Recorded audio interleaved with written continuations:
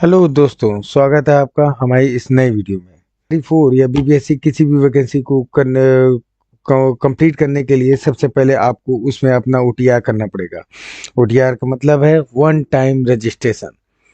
One time registration करने के लिए जो apply online OTR, apply online OTR में जैसे ही हम लोग देखेंगे यहाँ पे दिया हुआ है क्लिक हियर। हम लोग क्लिक हियर पे क्लिक करेंगे तो हमारा ओटीआर वाला सेक्शन खुल जाएगा।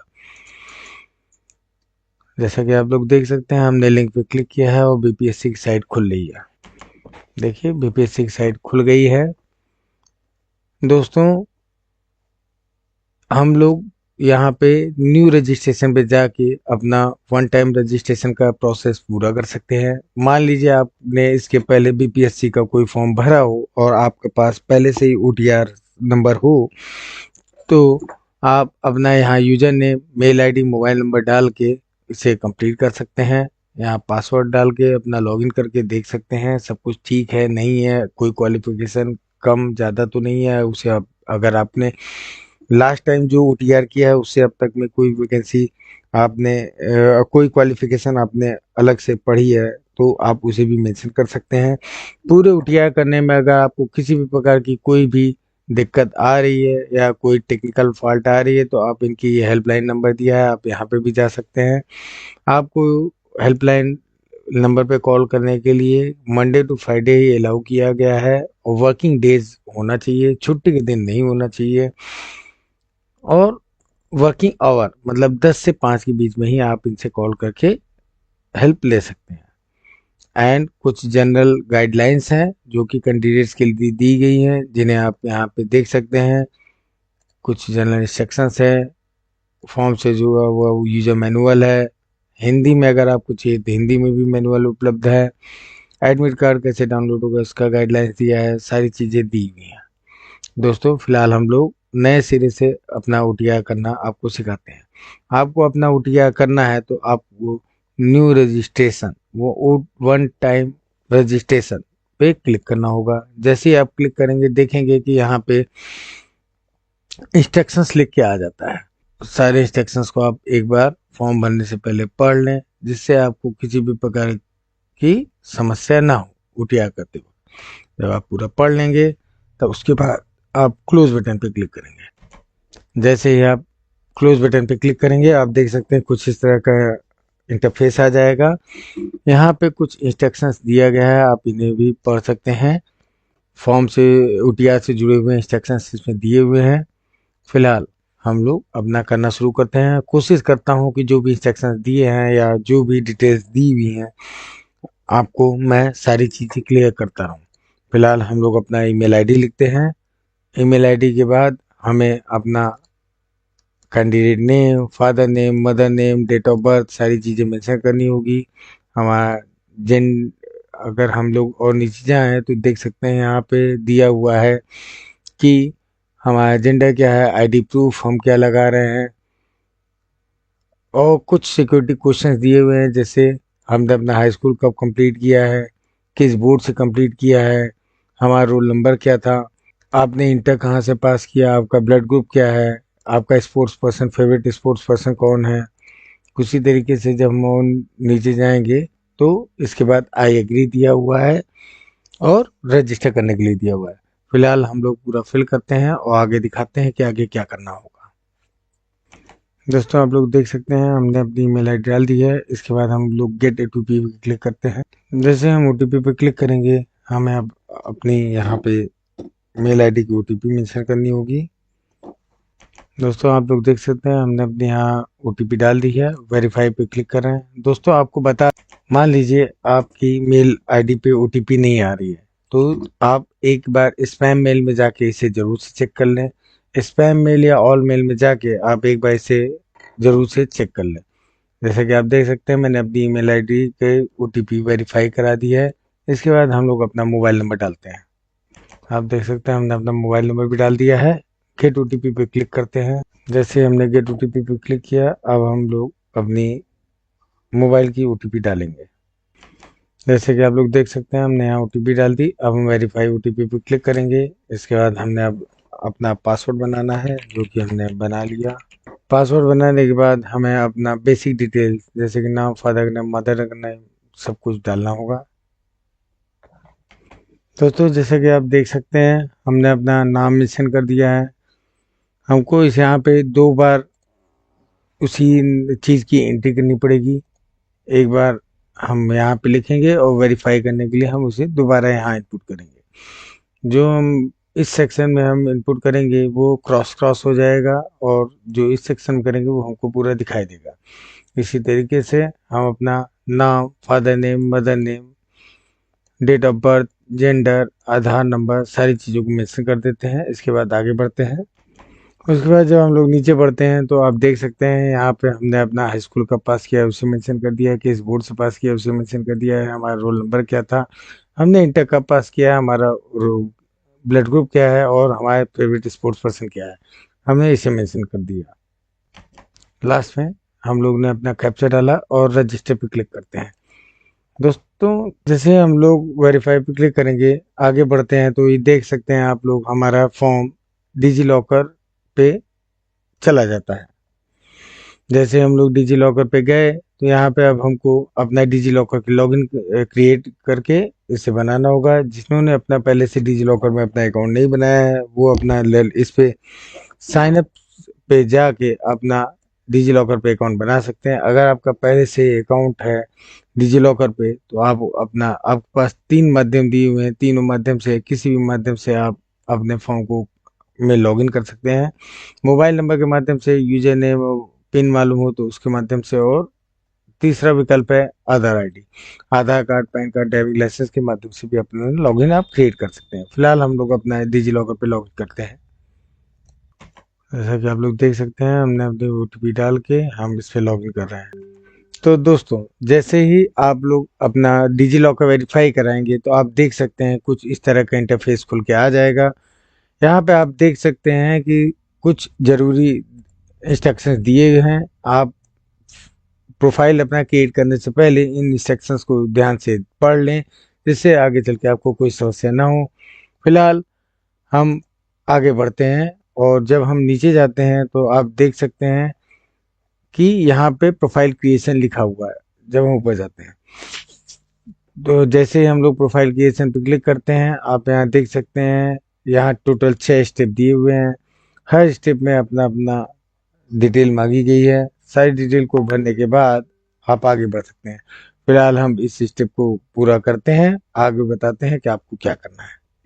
दोस्तों जैसा कि आप देख सकते हैं यहाँ मैंने अपना नाम डाल दिया है, हिंदी में नाम डाल दिया, अपना डेट ऑफ बर्थ डाल दी है, जेंडर मेंशन कर दिया है, अपने फादर का नाम डाल दिया, माता जी का नाम डाल दिया, अनमैरिड, मैरिड, हम मैरिड हैं, अनमैरिड हैं, जो भी है उसे मेंशन कर दिया, अपना एक बॉडी मार्क डाल दिया। जैसे कि आप देख सकते हैं हम आगे बढ़े तो यहाँ पे ये पूछ रहा है कि have you ever been change your name.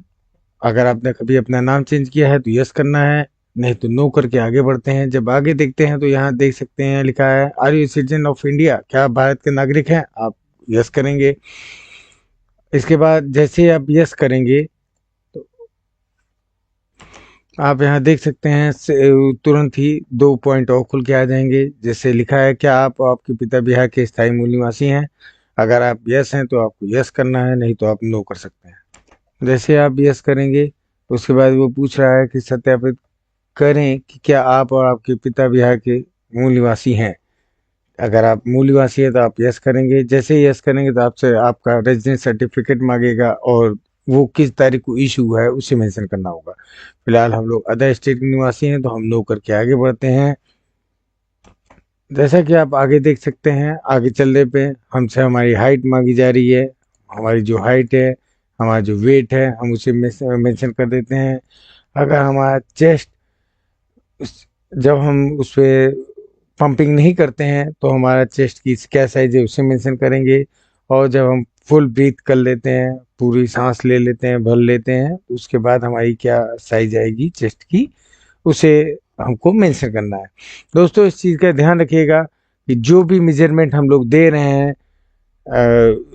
जो कि लंबाई में है, मतलब वो हमारी लंबाई को लेके है या चेस्ट को लेके है, उस मेजरमेंट को हम सेंटीमीटर्स में देना है, और जो भी क्या कहते हैं वेट है उसे किलोग्राम में देना है। जैसा कि आप देख सकते हैं हमने सारी चीज़ दे दिया है। इसके बाद आपसे कुछ जरूरी जानकारी पूछा है, जैसे आप दिव्यांगता संबंधी विवरण, अगर आपके अंदर दिव्यांगता है तो आप यस करेंगे। जब यस करेंगे तो वो आपसे पूछ सकता है कि आप किस तरह की डिसेबिलिटी है आपके अंदर। जैसे मान लीजिए विजुअली डिसेबल्ड हैं तो हम विजुअली डिसेबल्ड पे करते हैं। फिर उसके बाद हियरिंग डिसेबिलिटी है, जो भी है उसे रीवेरीफाई करना है, अपना डिसेबिलिटी सर्टिफिकेट नंबर डालना है, इशू कब हुआ है, कितना परसेंटेज है, सारी चीज़ों को हमें मेंशन करना है। फिलहाल हम दो करके आगे बढ़ते हैं।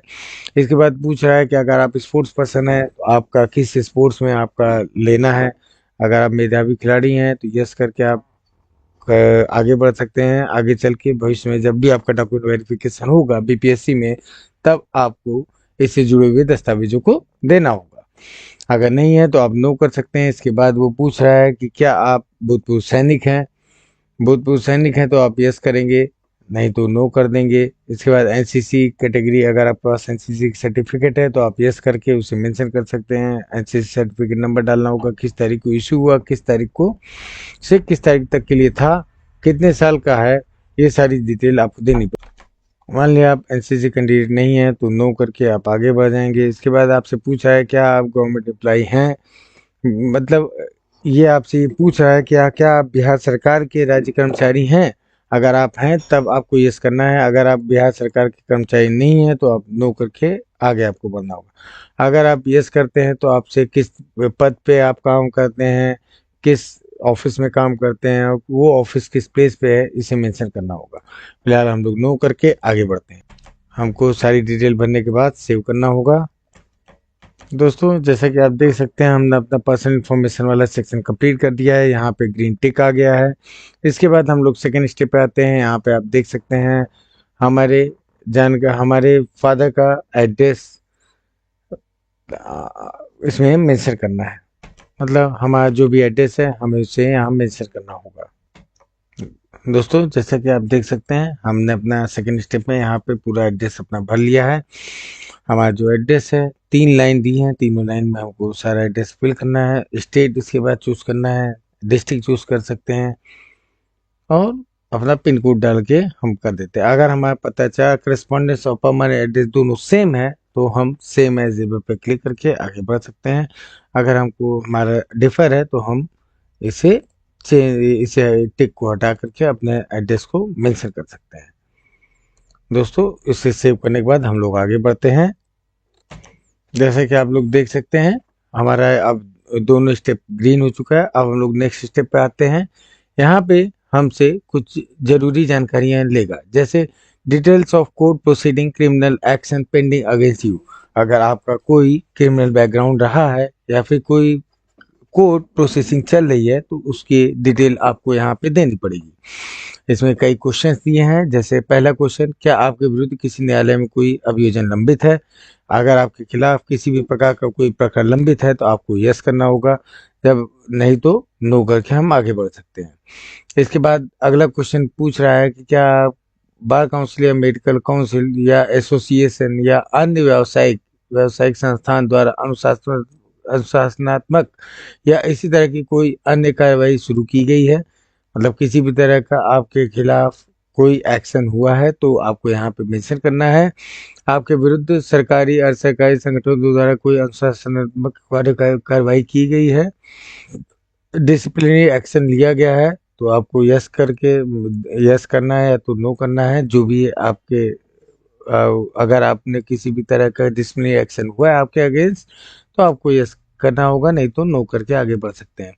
इसके बाद आपके पूछ रहा है was any court case field against you, क्या आपके खिलाफ कोई कोर्ट केस दायर है। अगर है तो यस करना है, नहीं तो नो करके आगे बढ़ जाना है।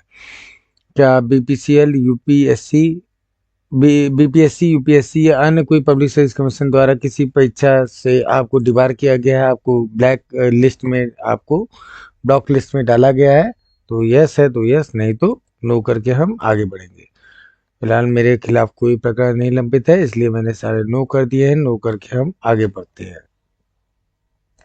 जैसे कि आप देख सकते हैं हमारा थर्ड स्टेप भी पूरा हो गया है। इसके बाद हम क्वालिफिकेशन सेक्शन में आ जाएंगे। जैसे हम क्वालिफिकेशन सेक्शन में आएंगे, आप यहाँ देख सकते हैं कुछ इस तरह का इंटरफेस खुल गया है जहाँ पे हमें अपनी क्वालिफिकेशन सारी डिटेल डालनी होगी।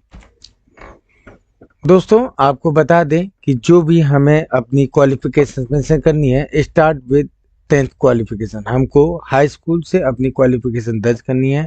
फिलहाल हम लोग हाई स्कूल डालते हैं। हाई स्कूल जब हम लोग डालेंगे तो आप देख सकते हैं यहाँ पे ये पूछ रहा है कि आपने अपना हाई स्कूल कहाँ से कंप्लीट किया है, हम उसे मेंशन करेंगे। हमने किस बोर्ड से कंप्लीट किया है उसे मेंशन करेंगे। फिर उसके बाद हमारी क्वालिफिकेशन हम पास कर चुके हैं क्या पीरियड है उसे डालना होगा।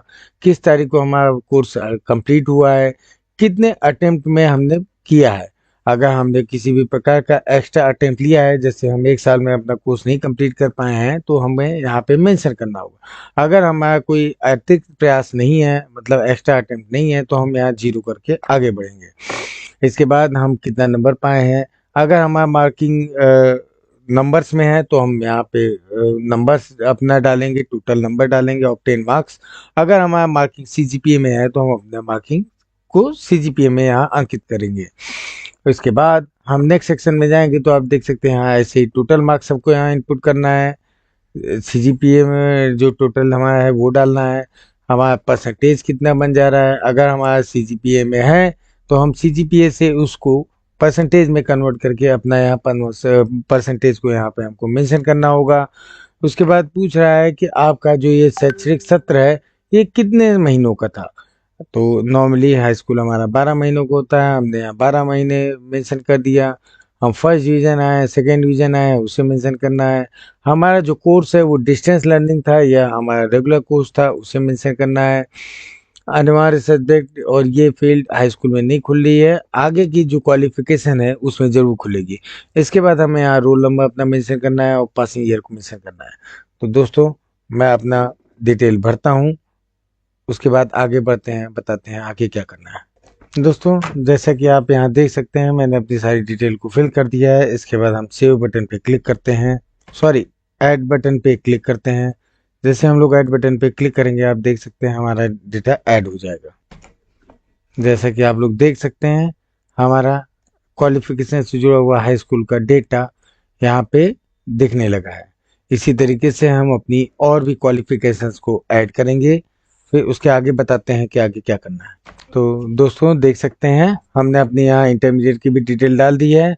यहाँ पे आके हमको अपना ब्रांच, मतलब हम साइंस से पढ़े हैं, आर्ट से पढ़े हैं, कैसे पढ़े हैं, किस भी स्ट्रीम से पढ़े हैं उसे वहाँ पे डालना होगा।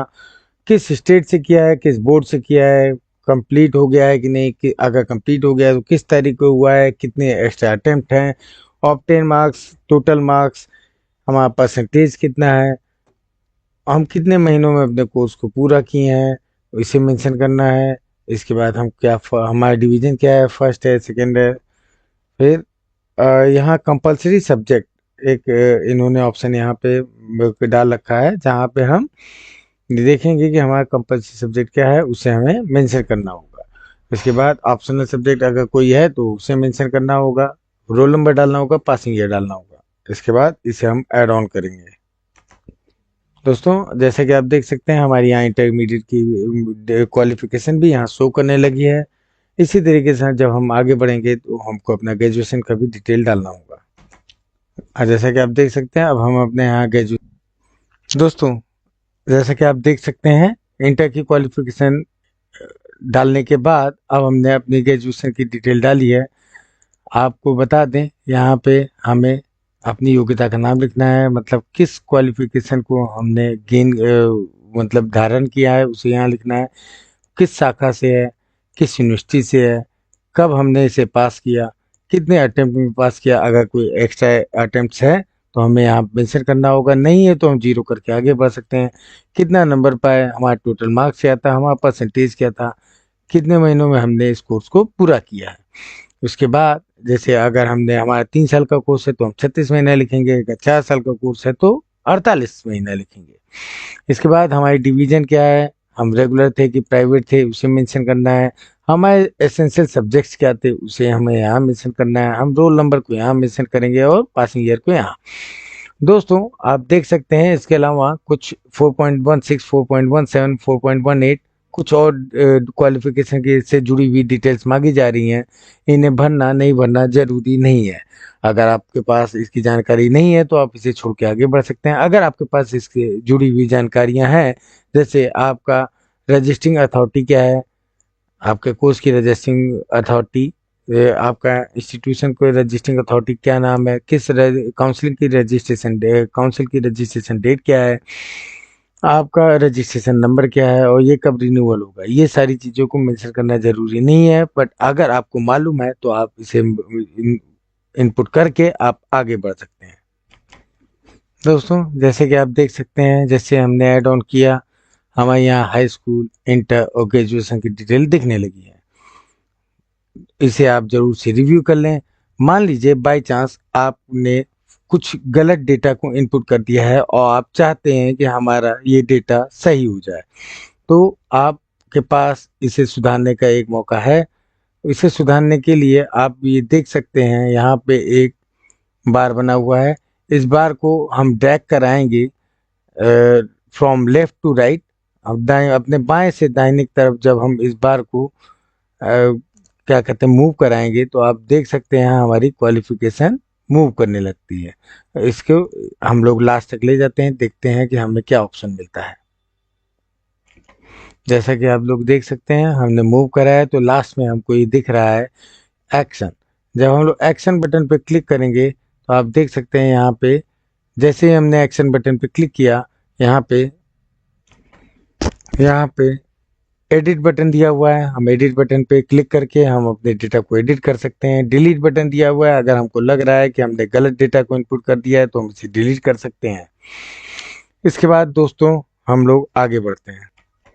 जब हम लोग नीचे स्क्रॉल डाउन करेंगे तो आप देख सकते हैं यहाँ पे सेव बटन दिया हुआ है। हम लोग जैसे सेव बटन पे क्लिक करेंगे हमारा डेटा सुरक्षित हो जाएगा, जो भी हमने इनपुट किया है।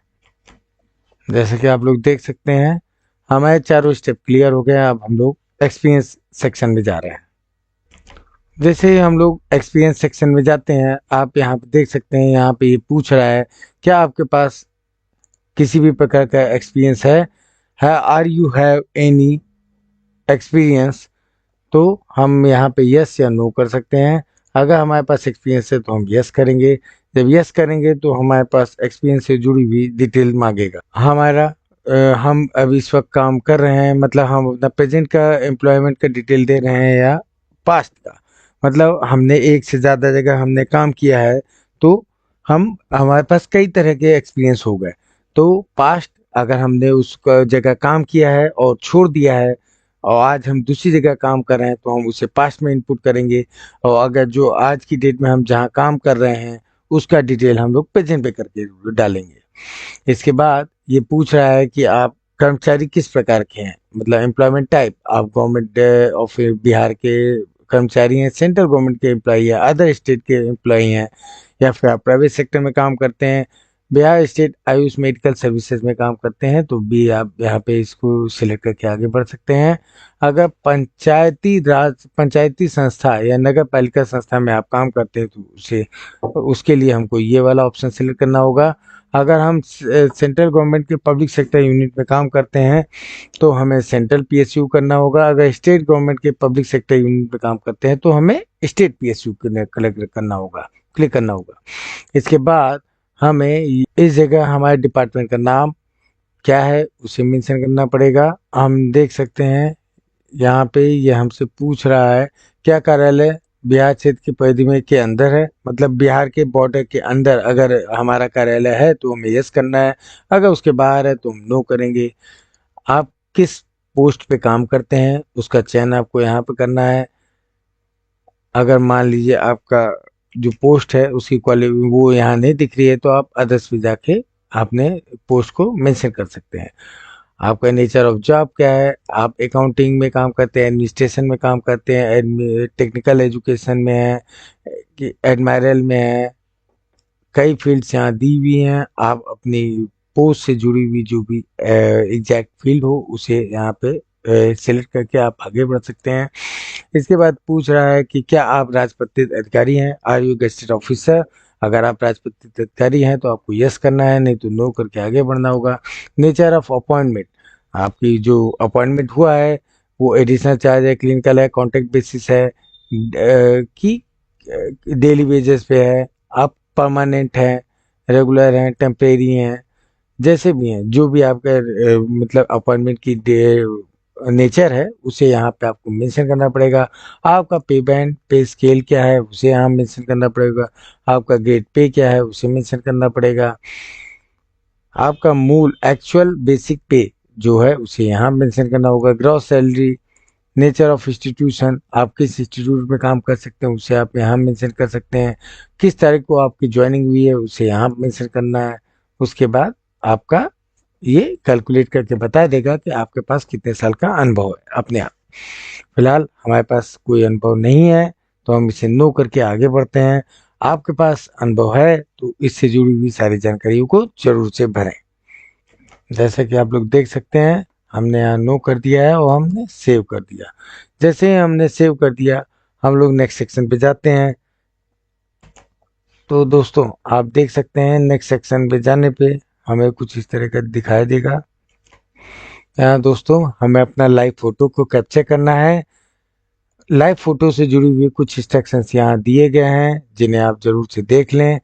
इसके बाद आपको अपनी सिग्नेचर अपलोड करनी है जो कि आपकी इंग्लिश में होनी चाहिए। और इसके बाद लास्ट में जब आप जाएंगे तो आप देख सकते हैं यहाँ पे हमें अपना हिंदी सिग्नेचर को भी अपलोड करना है।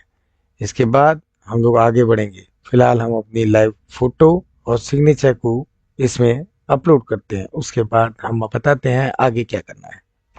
दोस्तों जैसा कि आप लोग देख सकते हैं हमने अपनी यहाँ पे लाइव फोटो को लगा दिया है। हमने अपनी इंग्लिश की सिग्नेचर यहाँ लगा दी है और हिंदी की सिग्नेचर आगे लगा दी है। इसके बाद जैसा कि आप लोग देख सकते हैं यहाँ पे एक चेक बॉक्स दिया है जिसपे हम क्लिक करके हम अपनी प्रोफाइल को सबमिट एंड लॉक प्रोफाइल कर सकते हैं। दोस्तों इस चीज का ख्याल रखिएगा, पूरे फॉर्म को केयरफुली भरिएगा, किसी प्रकार की कोई गलती ना हो इस चीज का ध्यान रखिएगा। अगर आपको कोई चीज नहीं समझ में आ रही है तो आप मुझसे जरूर पूछिएगा, क्योंकि एक बार आपने सबमिट एंड लॉक प्रोफाइल कर दिया तो इस प्रोफाइल में किसी भी प्रकार का कोई भी संशोधन करने में आपको समस्या आएगी। आपकी जानकारी के लिए बता दें, जब तक आपकी प्रोफाइल ये लॉक नहीं होगी आप अपने फॉर्म को नहीं भर सकते हैं। आप अपनी इस प्रोफाइल को पूरा कर सकते हैं। आगे चल के OTR कैसे किया जाएगा इसलिए हमने आपको बता दिया है।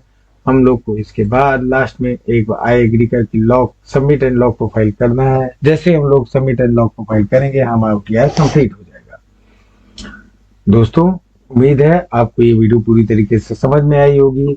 मैंने पूरी कोशिश की है कि आपको एक एक चीजों को मैं प्रॉपर बताता रहूं, समझाता रहूं, जहाँ कहाँ क्या चीज फिल करना है उसे भी बता दूं। अगर मान लीजिए बाई चांस मुझे कुछ छूट गया हो या आपके मन में किसी भी प्रकार की कोई क्वेरी हो इस OTR से जुड़ी हुई तो आप हमारे कमेंट सेक्शन में जाके हमसे उस क्वेरी को कंफर्म कर सकते हैं। हम जल्द से जल्द आपकी सारी क्वेरी का समाधान आपको देने का प्रयास करेंगे। बहुत बहुत धन्यवाद। मिलते हैं अपनी अगली वीडियो में जिसमें हम आपको और नए फॉर्म को कैसे भरा जाएगा इसके बारे में जानकारी देंगे। धन्यवाद।